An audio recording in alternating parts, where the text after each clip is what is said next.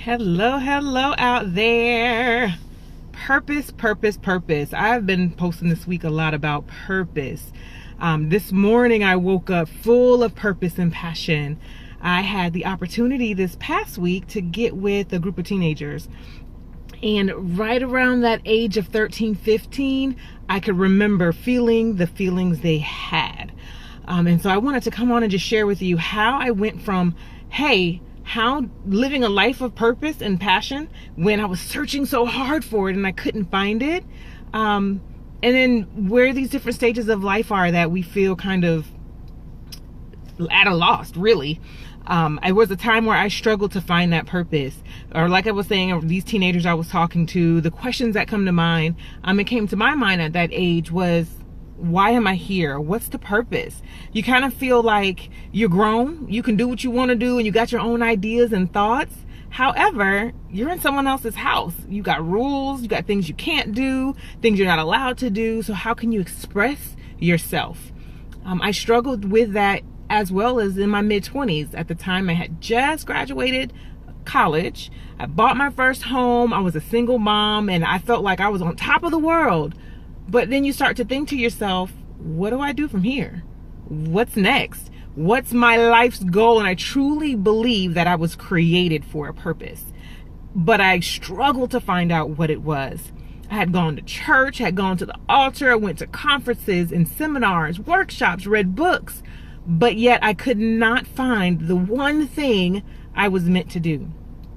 I can tell you that I finally had to get over that. I want to share with you the 3 things I did to get over that. Number one was to get rid of the idea that I was created for one purpose.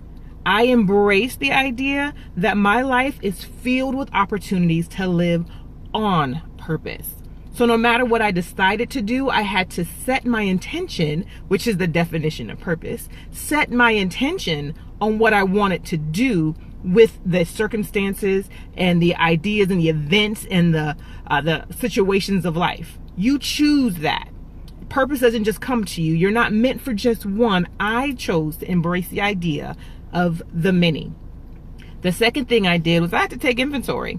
I took inventory of myself. What was I uniquely gifted at? What could I do well? What did I enjoy doing? What was I interested in? Because even if I wasn't good at it, if I was interested and passionate about a subject that I could talk on it all day, every day, then boy, I tell you, it's worth it to spend my time on. What was I good at naturally? And some of that I had to ask others, because sometimes you can be so good at something and it comes so naturally to you, you don't even realize and recognize it. So you have to reach out to people around you who know you and can help you get the answer that you're looking for. I took it one step further. One of my favorite books is The 7 Habits of Highly Effective People by Stephen Covey. And in it, he talks about a mission statement and really living on mission. And I took the idea of living on mission instead of trying to find one purpose. Now, my mission is to use my gifts of teaching and speaking to help people overcome their adversity, to overcome their limiting beliefs, as well as become a better version of themselves. I take that mission and I use that to live on purpose. So when I'm at work and I'm working with my colleagues and the people I manage, other programs and projects, how can I do those 3 things? How can I help people overcome their limiting beliefs? And how can we look at this project differently to do it better? How can I become a better version of myself and help them to do the same? What skills and tools can I help them get to and overcome? I do that with my husband and my family. I live on mission with my children. With the teenagers I spoke with this week is, what can I do? How can I speak and encourage and engage them to overcome the adversity that they've come to, right?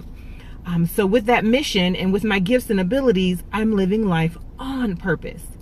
So that takes into the third one. So that's a little bit, actually 2. The third one is to take action. You can't just figure out, you know what, there's probably multiple things I can do on purpose. And there's things that I am good at, but now I have to do it. So to live purposefully, to live on purpose, you have to act it out. I read somewhere that passion plus daily action equals purposeful living.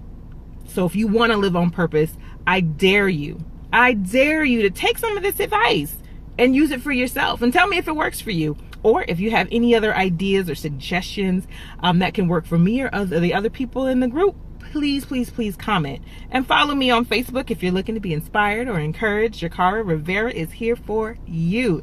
I want to leave you with this note, leave you with this comment. The purpose of life is to live life on purpose. You choose it.